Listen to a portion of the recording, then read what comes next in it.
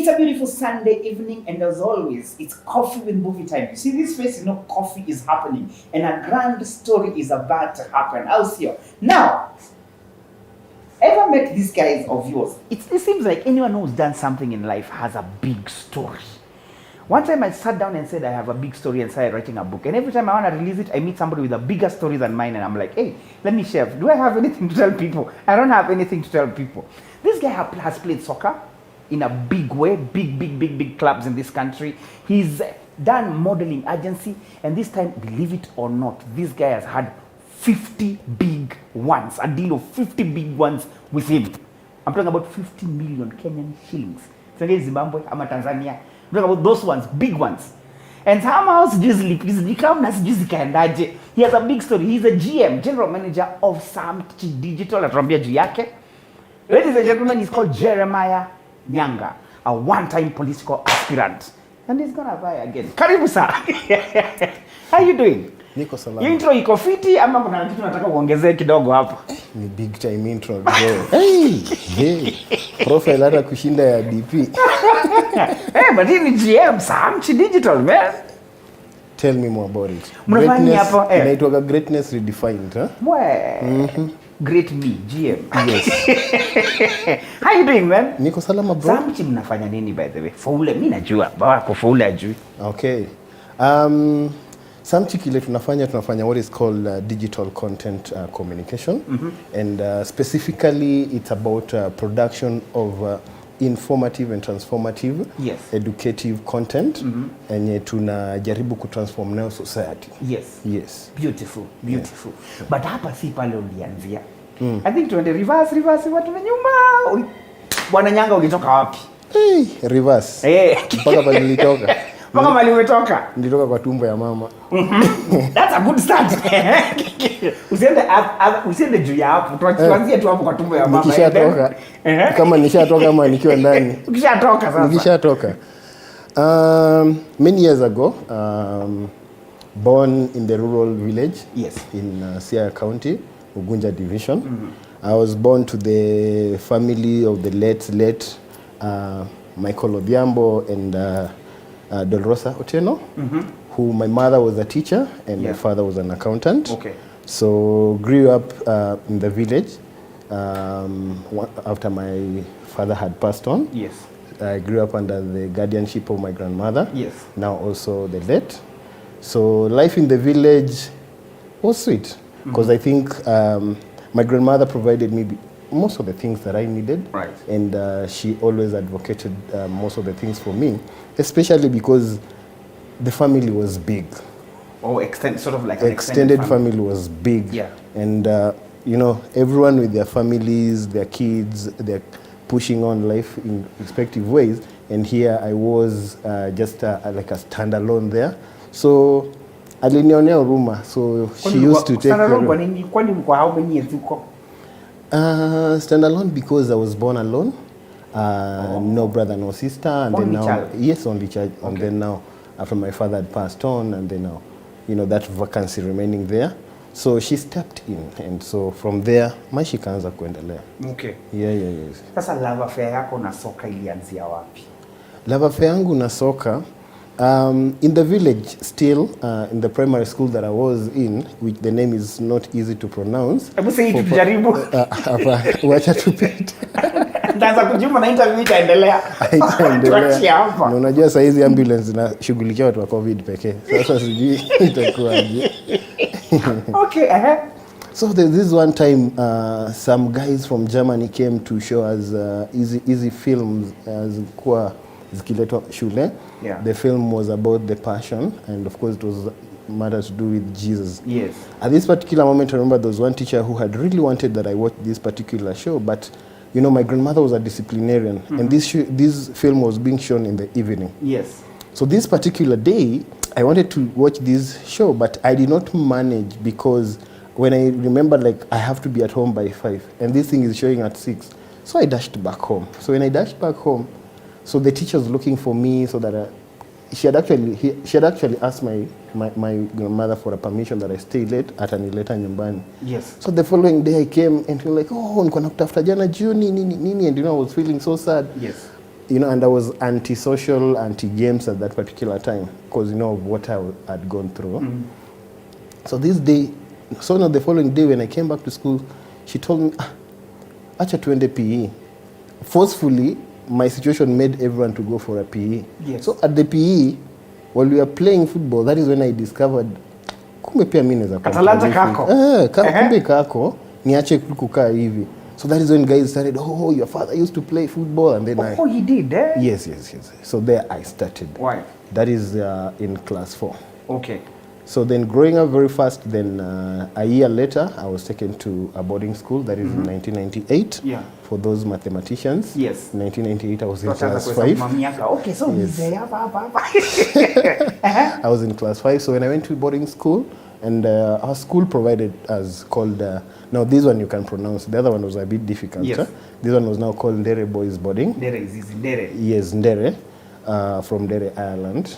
So Ndere, so I was given the opportunity to explore my talent in the boarding. Right. So that is where now I grew up, because when I got into the boarding school, when I was in class 6, I managed to get into the school team for the tournaments. Wow. The school game tournaments. So then from there, life continued with playing, and of course the competition was stiff. And here I am from the village meeting these guys from the city, you know, and you know, guys from the city are known to know everything. They are good in everything.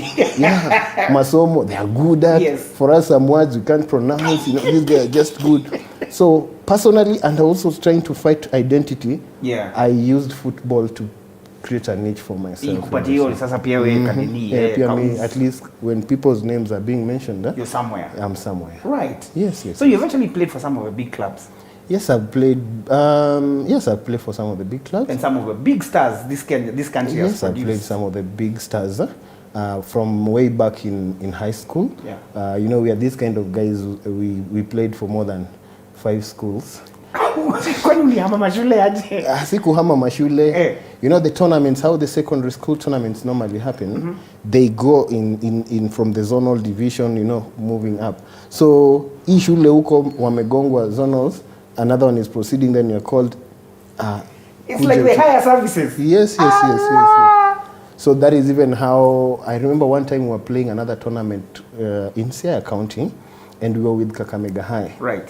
So at this particular tournament, we were playing in a school called Sawagongo. Yes. These guys had thrashed in the whole tournament. Teams zilikuwa zinakula 10 kwenda mbele. So this particular time we were playing with Kakamega High, and within the first half, tuliwa hold on a draw. So in the second half, I remember this particular occasion, I got the ball at the half field, and I pulled that called kimochakuku. Kimochakuku, it's that, you know, the hit you give the ball. Yeah. And it was going at the ground level. And I scored from half field. And you know that keeper that time, he was like one of the best within the region, the Western region. So like, ni nani amefunga huyu jamaa, you know, those kind of stuff. So the following year, cut the long story short, I was with them, playing for them.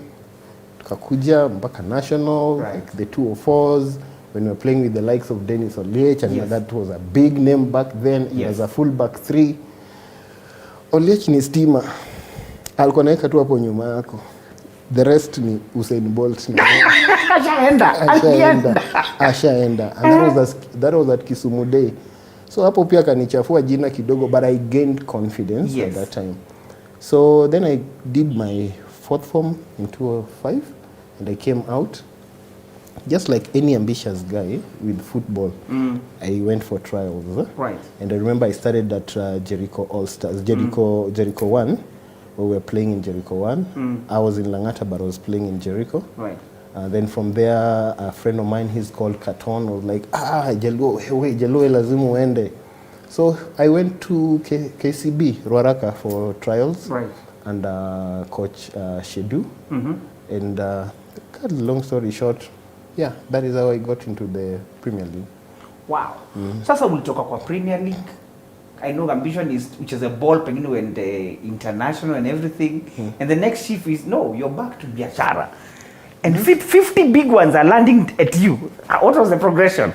The progression actually was 2020, that same period, 2007. Kenya faced 2 bans from FIFA. One was because of a stampede that happened in Nyanga. Right. And here was now with Kenya banned out of FIFA. We can't get involved in tournaments. There's no national team for 2 years. No, with that international ambition, you can't get involved in those other tournaments. So at that time now, you know, back to the big family. Another family member came and said, huyu atatusumbua. Wacha tumweke huko kwa forces.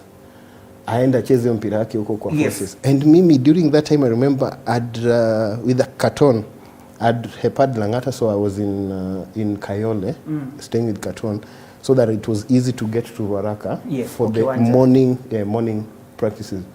And I'm seeing either you'll pass the body of a police guy who was shot last night, you know, those kind of stories huko Kayole, not naongelea vibaya, but you know, those are the things I came across from the village. The perception unaona kila mahali. From the village, I went to Langata. From Langata, and I came to I'm seeing these things happening. I'm like, for real? This can happen? So now here's my auntie coming with a letter at TSG niende Kigange. Ile kitu unachukia. Sasa zile watu wanalala. Yes. Mimi niko busy nalinda watu wenye wananichukia. It couldn't happen. So very fast I faked an injury and I stayed out of tournament for 6 months. I faked an injury so that nisiende Kiganjo. Hiyo miezi 9 kukimbia haiwezekani. So in the process I was involved in dramas in church. Yes. So when I was involved in the dramas in church, a friend of mine called, and I respect this guy for life. He's called Onesmus Muturi. Onesmus Muturi came and said, hey bro, una actiki church poa sana. So kuna hii progi inakam. Why don't you come and try? So at that time is when Tabasamu was coming. And so he introduced me to this guy called Kimaita Kiseo. So when I went to Kimaita, I did the auditions and I met a very good crew. And nikapewa role. That is when even the likes of Akina Nick Mutuma, you know, we were just getting into the industry. Yes. But now kitu moja ilikuwa inanikasirisha bana. I was only appearing in few scenes. And now I got into this thing and I loved it so much. So that is when I thought, I learned there's something called being a crew. A crew, you constantly in the production process. Right. So I looked at what would be my role in the crew. Sijui kushika camera, because I think the only camera ni yai shika labda those guys who are going around in the village kupatia camera nishikia kiadjust kitu. I think that was only my interaction with the camera. Hebu nishikie your camera. I will be back right now with Coffee Movie. Niko na Tarabia Nyanga is about to tell us manenos. We'll be right back. Moving.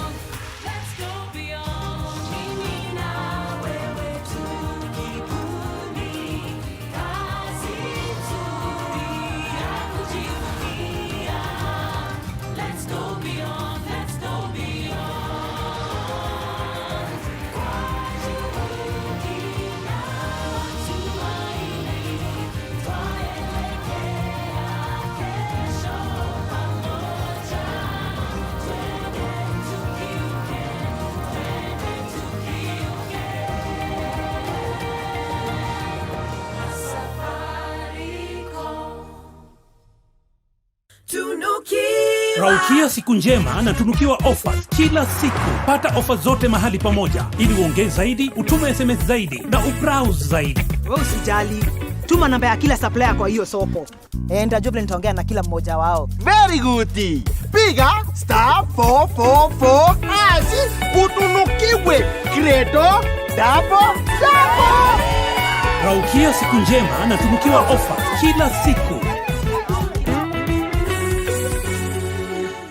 As the country gears up for possible BBI referendum and 2022 general years ago, but I still remember them.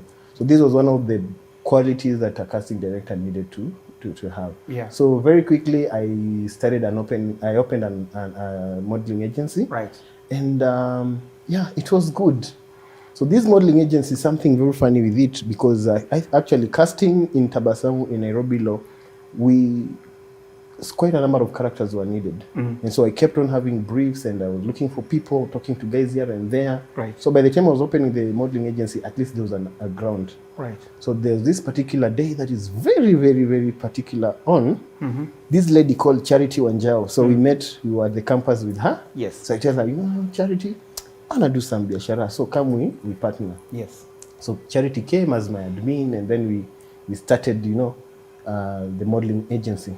So in the process, her sister's friend was dating someone's son, and this someone's son, the father is prominent, and the father is prominent. This guy, all of a sudden, was interested in knowing who's this Jeremy Scout. Yes. That the lady This chick is raving all about, he's calling her all the time. So at that time, this chick, I gave her the first role. We were doing an advert for another big brand product. Yeah. So we were shooting it in South Sea, and we needed to get that jua ikitoka asubuhi. So South Sea was giving us a very good scene location. Yes. View. So the call time was 5. So normal how shoots goes. Transport guy go and pick so and so at Riara apartments. Yes.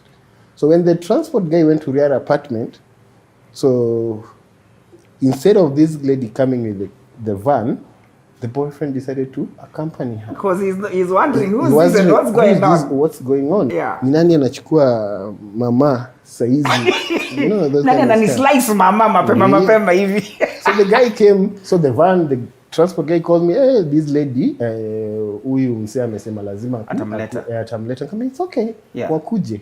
We are not hiding anything anyway. Yeah. Production si yangu anyway. Yes. So they came, and then we started interacting. The guy also liked it.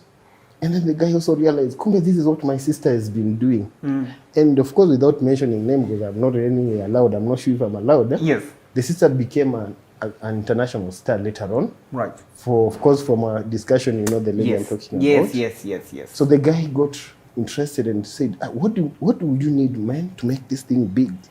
I said, of course, money. Yes.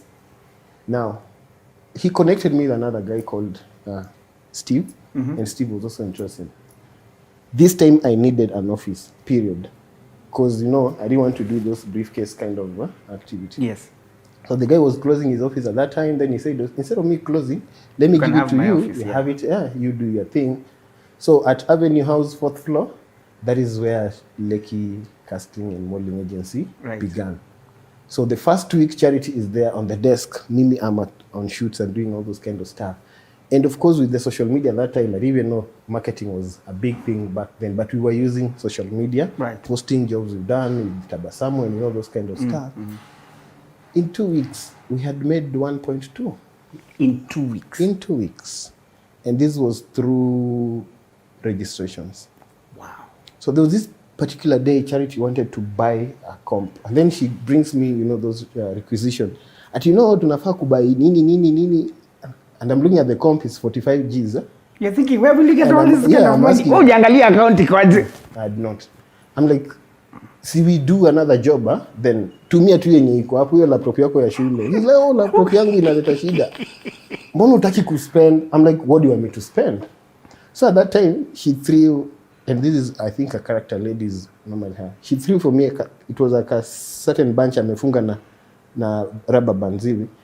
Akaniambia, kama utaki kuspend basi shida yako. So she threw them to me. So when I looked at them, the bank receipts.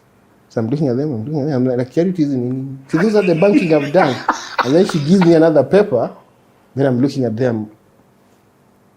Okay, easy ni akina nani? So I'm asking, like, see, these are the registrations we've done in the last 2 weeks. Kwani unafikiria watu wote wanakujaga hapo wanakuja kufanya nini? So her, she's thinking you're being dumb with money. You have money in the account. You don't know. Me, I don't know. Me, I was there. We are shooting with Akina Onesmas. Either we were on location. Hey, watu wengine wako Charity ungekiona hizo pesa how ziko? Yeah, no, she was loyal. She's still a friend to date. Nice. Yeah.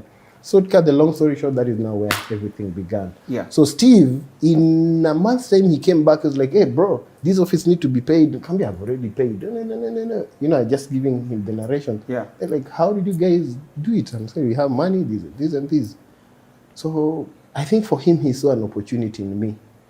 He did not even ask about the money at the Lekki account. So he said, you know what?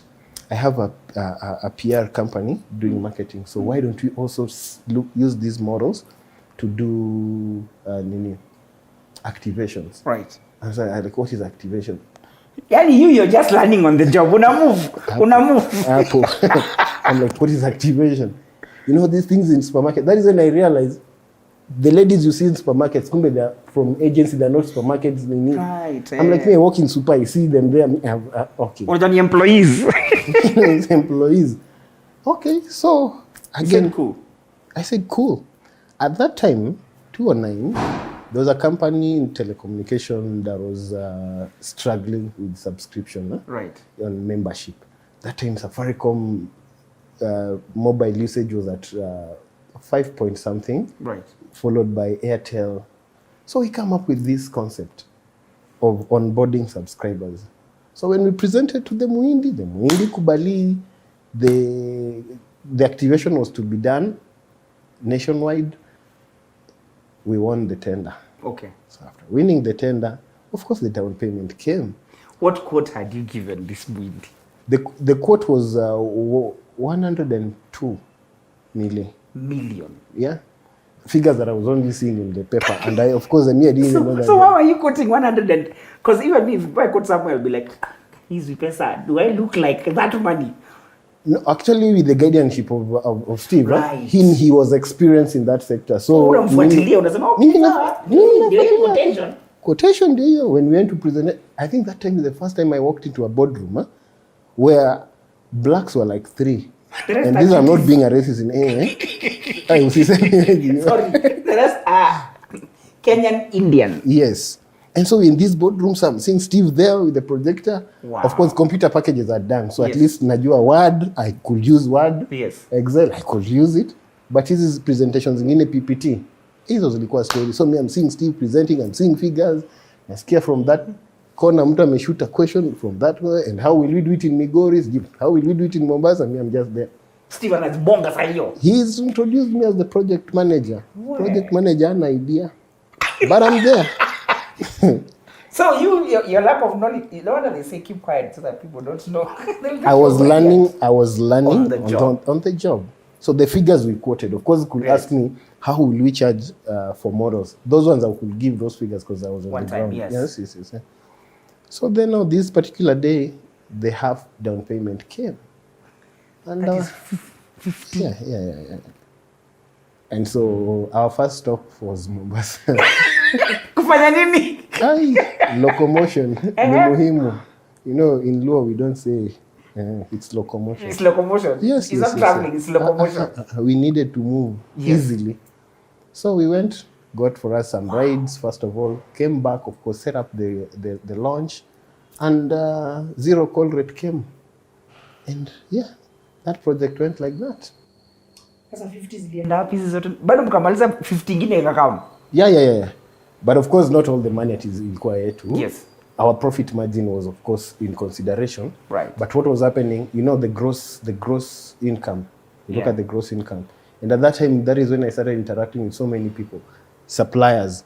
So me, I'm looking at the list of suppliers. I see this is Jeep printing and branding. See, this is nini. So we are the one now who was paying them. So we are the main being paid to us, and then we disburse to the respective. That time even G4S, I remember, was taking care of that particular. Wow. So word has it uliosa mpaka hata Zari All White Party.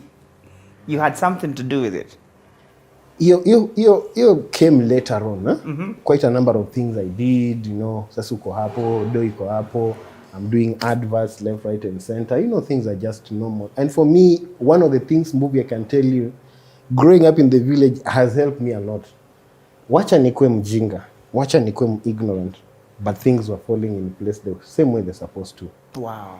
So very fast, of course, remember the times of Hawaii, like in Eric Omondi, and so many things, interacting with with celebrities, being I have a modeling agency and all those kind of stuff.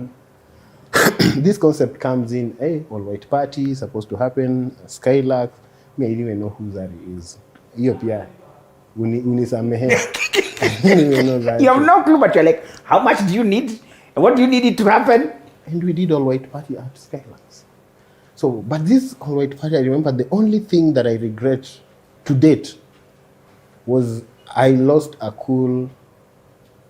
Lost is too strong.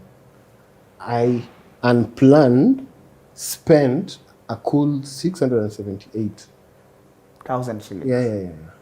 I normally look at those videos where I was chopping the money. Ulisikiza kina piece ya sana. Chop my money. Yes. So by the end of it all, I messed up a big job. That's 600 and something. I messed up another job with a very big company that was has a chewing gum, and I'm the one who was launching that particular project at that time. And I messed it up because I recruited guys, and we had a meeting at 8 a.m. at their factory somewhere in Babadogo. They looked for me from morning. Dude, I was waking up at 1 p.m. Kwani ulikuwa umetoka bash, ulikuwa umetoka? See, I was at all white party chopping my money and drinking, and one thing led to another, and I blacked out, and I don't know. You lost 670,000, and you're also losing a big deal coming. Big time. So, you know, I'm those kind of guys, spending confrontations mingi. So what I did, when I woke up at 1 o'clock, I remember I came to town, went to bank, got some money. I went to the company and I got there with the documents and I told the MD, it was nice. I can't continue. Ila ibu peke kumenishika. You're giving them a road deal. We can't continue. And I fired myself. Let me say, I fired myself. That's interesting. And I walked out. So of course now that was the 2014 now. We'll be right back. Atuambia zaidi kuna story pia hapo nasikia ile wimbo ya Diamond alikuwa ameka Avril. Boy bado alikuwa na hizo story hapo ndani. We'll be back. This is Coffee with MBUVI. Kunywa kahawa my brother. Moving.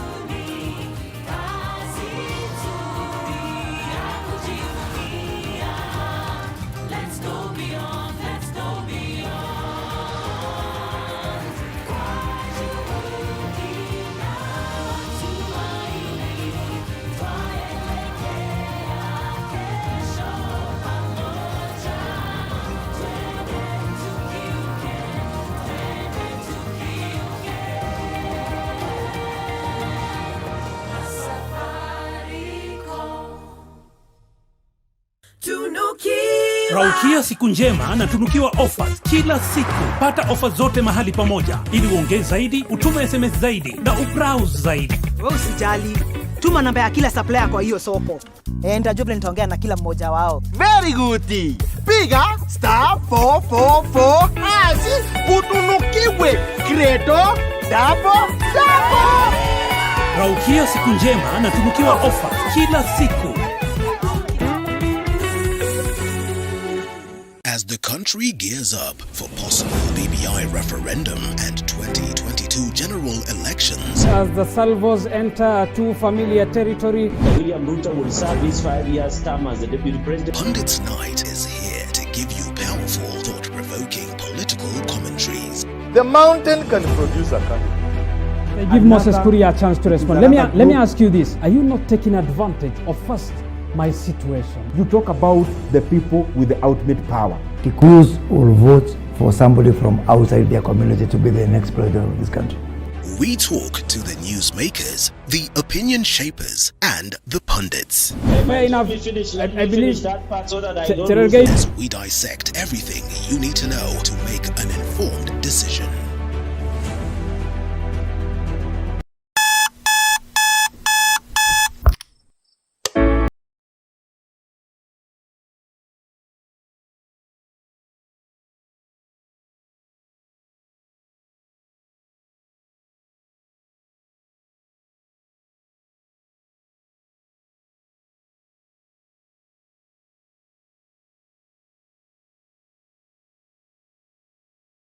this on Morning Cafe, where we have comprehensive political debates, newspaper review, in-depth analysis on matters of business, alongside KCK, lifestyle talks that will involve matters health, fitness, and not forgetting nutrition. And to cream it all on Friday, that is on Feel Good Friday, where we allow you to interact with the entertainment gurus as we close the week.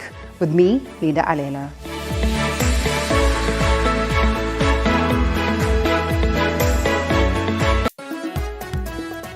Wanasema wasemao kwamba mwenye chungu mekoni haachi kuriaria. Kipindi cha tasnia ya elimu kinavuka milima na mabonde kuwafikia wadau katika shule za msingi. Sitarudi nilikotoka, ni mbele natazamia. Upili na hata vyuoni. Jina langu ni Daniel Maina. Kifungua mimba ni mtoto wa kwanza kwa familia. Jina langu ni Alita Nyambura. Mtahiniwa wa darasa la 4. Na swali langu ni je, ipi tofauti baina ya viwakilishi ngeli na viambishi ngeli? Lengo kuu likiwa ni kuboresha Kiswahili na elimu kwa jumla. Tufanye miadi.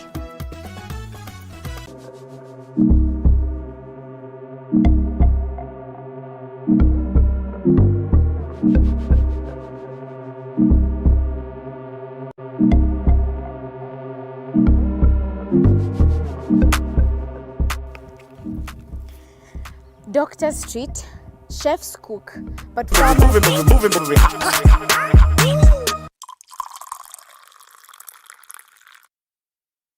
We're back. This is Coffee with MBUVI. My name is MBUVI. Niko na Jeremia Nyanga. Hii wimbo, kuna wimbo nasema kesho tende tuka. Did you have anything to do with that? Diamond. Yes. These are now the casino. You know, my office was just right next to the casino. So there was issues of doing the location, and I'm being told this artist is coming, Avril is there, having been a friend in the industry.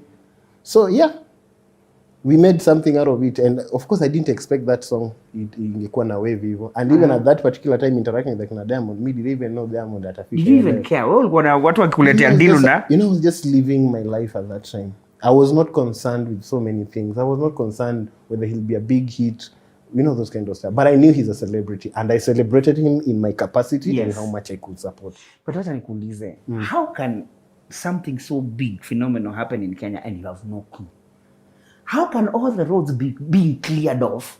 Obama amefika nchi and you had no idea. What was going on? do I call it depression unknown? I think after the 2014 deals and after the all-white parties and all those kind of stuff, I would call it the depression unknown.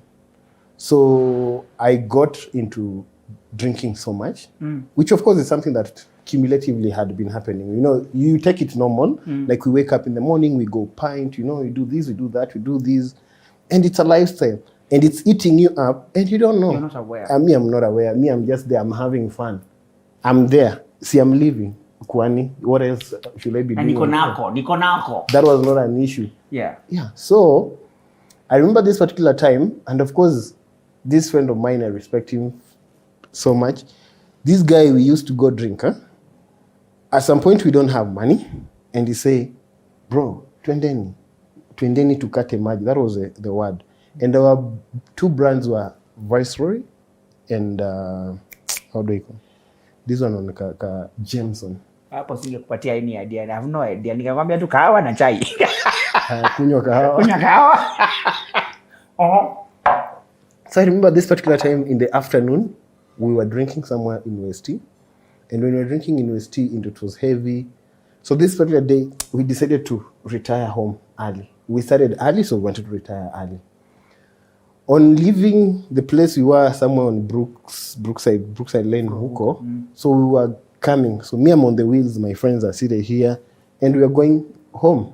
So me, I get on the road. You know, you talk up Brooklyn, I get on the road, Apple Lion Place, so I start driving. And I'm not seeing cars. And me, I'm like, okay. Free highway, hallelujah. So me, I'm driving, going. So when I got to the mall, roundabout here, I could see, niliona, you know those American police guys, the way niliona na nika differently. So nakuja kuna ukitoka the mall kuna kuwa na tree fulani hapa, then from that tree you start moving to Galileo. So me as I approach there, bado kuna gari nimeona. So me I'm coming. So mbele niko na guys wakatokeza, niko na tunafanyiwa hivi kutoka kwa barabara. Then I saw another car kanitokezea, tukatolewa kwa barabara hivi. So after reaching Galileo kuna kuga nako katani. Yes. And we were forced into that turn to go. Of course after kuvurutana hapo tulivurutana kidogo. We were high anyway. We were just saying to wonder. So ndio baadaye mkubwa alikuwa Kempiski. Hii barabara ilifungwa. Sisi vile tuliingia the roadblock tuliingilia nyuma. Unanielewa? So even this one of West, so unajua wali block hapo kwa the mall, wali block hii barabara inatoka Sarit, hizi ziliblokiwa. So sisi tuko kwa highway already. So these guys who walikuwa wamesoma hapa, it's like waliona maybe this is just gari moja gari yetu ina. Oh, so I mean you look so confident down there. Yeah. So Obama was in Kempiski and sisi we were like who's that? He's here? What do you mean? When did he even get in? So when we got home, then we're looking at screen, the TV ndo tunaona, sijui naona sijui hapo UN inakuwa set up, sijui supposed to be in Kasarani, and like huyu Jakogelo moja huyu najua ndio yuko. Again, ignorance, innocent as I was living, and I was living my life. So najua director karibu kuanza kuninulia mikono. Before he does that, I want you in a short span to speak about how do you move from you have this whole deal, 100 million deal, you're doing well, you're doing all these big things, to ending up sending things home and being in jail. Very fast, and I said depression unknown. So coming very fast, 2016, 2017, identity, I get into politics, I try vie for Langata. Kakitu kana kusumbua? No, I think it was just identified. Hata si kakitu. I was just trying to get myself into the space. So siasa ikakuja ikapita 2017 after campaigning and all those kind of stuff. So end of 2017, man, I'm nil, I'm billers. I can't call anybody, I'm just finding myself, I'm there. Mimi ni nani? Kwetu si ati tumekosa. So me, I'm here, like, went to Marikiti, look for hizo lorries na letaga ma fruits, talk to the guys, I'm like, okay, me, I'm moving back home, kujeni, and nikabeba kila kitu. Back home Siaya sasa. Hiyo jina ngumu. Huko. So lori kaenda. So me I took that I found that nilikuwa nishauza gari, so ambulas, you know those ambulas. So naenda nikachukua the shuttle. So kwa hii shuttle, like between Nairobi to Kisumu, because I just remember probably the director telling me, hey bro, tumefika. And I'm like, okay, Nairobi to Kisumu, how did we even get here? So like I got lost into mawazo. And he was even telling me, Nakuru guys walishuka wakaenda kukula. Okay, mimi walishuka saa ngapi? Because I was sitting right next to him. Yeah. So in that process of thinking about, sasa mimi ndio nimekuwa home, nini, all those kind of stuff. I'm going back, how will I support myself, how will I support my family and all those kind of stuff. So when I go to Kisumu, lori lishaenda mimi, I branched in Kisumu. And in Kisumu, so many things happen. I visited a friend, and for like a month I was there. Sikufika destination, so I was here. So in Kisumu, April 2018, March, towards the end of March 2018, a friend calls me and says, hey, wait, there's this deal I want us to do, again, activations. And in terms of mobilization, hiyo najiamini. So I came back, and the guy gave me a good deal, made some few millies here and there, and I started getting back on foot as far as finances are concerned. But I had a struggle in me. I was struggling with alcoholism. So much. Yeah, I was really struggling. And I kept on praying to God and trusting into God that at least hii kitu initokee. Then at that time, got a few cash here and there, I opened a depot, wines and spirits and unajaribu kutoka mapombe na unanunua depot ya mapombe somewhere in Ngara. Gosh. So this particular Friday, because you've mentioned a jail. Yes, I've been there. Yes, I was supposed to serve miaka ngapi? Tatu tamo. Intact. So this particular day, I went to Ngara, check on stock, and then we started drinking stock. Let me check on the stock. Let me see the stock. Let me open the stock. Let me try the stock. And the stock took toll on me. So this the guys we were with, I was to drop one somewhere behind Fedha Huko. So yeah, after checking stock, drinking, I was dropping him. Then I was getting back home. I remember passed quite a number of clubs, stopovers. But the last club next to my place, which is like a kilometer away from my place, my new place after nimeenda Ocha nimerudi, village immigrate pia aliendaga Ocha akarudi. Yeah, ndio hiyo. Sasa somebody called me and I was going to see this somebody. And on my way to seeing this somebody, this somebody was in Rongai. Me, I'm staying in Langata. This guy is in Rongai. So I was going to Rongai and I was drunk as drunk.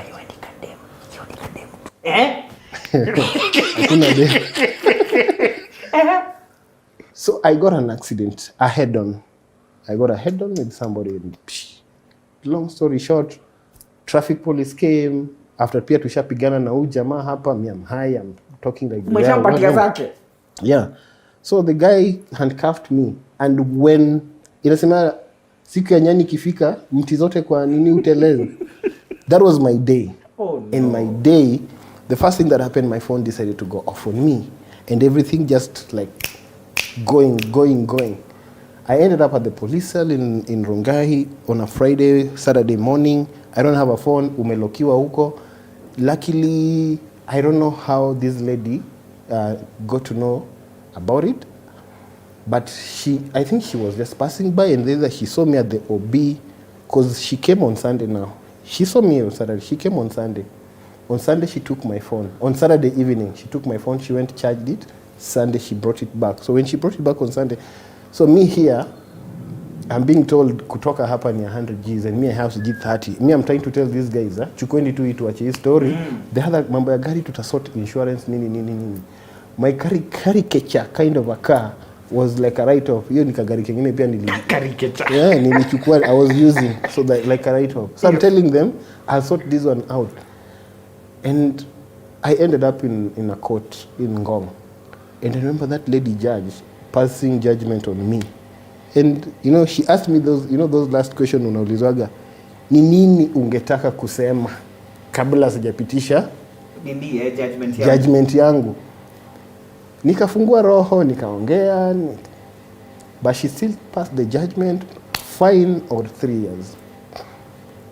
Mimi ndio huyo. This lady was still with me at the court.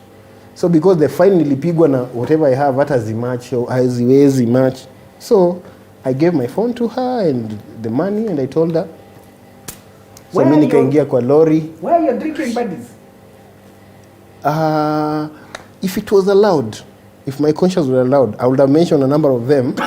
But let me not mention because they were not there. Haki, hii ndio kamera yangu. Ndio kamera yako. Haki ya Mungu kuwa. Na hata nilikuwa tuna record nazo mangoma. Oh my. Ukaniambia unanitumia do, mpaka leo nangojaga hiyo do. But nilienda Inda. So I went to Inda, and in Inda is the most pathetic place on world. Wachana zile mnaonaga kwa movie tafadhali. So I'm here in Inda. Everything is not cool, everything is not good. I remember one of the experience I don't even know how to explain. When I was told to go and change nguo after kupigwa coffee, juu nimesema married to a Kikuyu lady with that askari gel. Yes, because when I was recording, kuna inaitwa kukaba. You don't talk to askari gel like umesimama, who are you? So umekaba, like umesquat, umeka mkono hapa. So me, I'm talking, and when you put your hand like this, all these are just ziko kwa hewa. So this guy asked me jina bibi yangu, so me I decided to mention that lady's name. Hey, boss, he sent me huko and saying like ati guys from Western who marries a Kikuyu. And then I was like, okay. So I get back, he sends me, tell me go and take the clothes. So mi naenda kuchange huko kwa clothes, it's so pathetic. Nilichagua nguo for like 5 minutes na sikupata nguo mzuri. Zote zimeraruka, siji zimekaaje. So there's this one trouser that I took. Mguu moja inafika tu hapa vizuri. Nyingine inafika hapa. So mi nikaiva. After nimeambiwa nitoe kila kitu mpaka boxer. So si nimeiva. When I went back, when I tried kukaba, I realized all my things are wangemwachia. In other words, wangemwachia tu boxer akae nayo. And we got into the food, to how people are sleeping, to the following day. Mheshimiwa is being brought in. It was just a bad experience. And I remember that particular moment I just talked to God. What took me in jail, I didn't mention that. What took me in jail is drunk driving. Drunk because I tested. Driving under the influence, DUI. Yes. Then reckless driving and then causing an accident. You know those kind of nini. So huko mheshimiwa amekuja, mimi naona watu guys, and I remember this particular day on a Tuesday because I got on jail on a Monday and I was to serve miaka 3. Bado nakoga nayo kadi yangu ya green, nime-laminate. On the second day, I talked to God personally. Because even when I was doing all these things, I can tell you, and my church probably can confess to that, even when I was there, I was drunk as hell. I would go to church, sit, listen to my bishop, period. I go. Drunk as hell, seeking heaven. Yeah, heaven, night. To summarize, I want you to give me at least what gave you the incentive to come back to life, and because we really don't have minutes, and get back on your feet to where you are right now, and what your take home is and what you'd like to tell people. Very fast. I called myself to a meeting at the jail, at the prison, and even how I got myself out on the 3rd day, because I stayed there for 3 days, and I did self-assessment and understood in this life, all of us go through a lot. We go through a lot. My turning point was when I was going to prison and I was calling people to help me. There are people who are also calling me, asking me for money, and they did not know my situation. I considered myself at that time, I'm in the most dire need, and I needed support. And I got to realize, before I say MBUVI ameninyima kitu, you don't know what is going on. I don't know what's happening with MBUVI. I should not assume because MBUVI is ever smiling.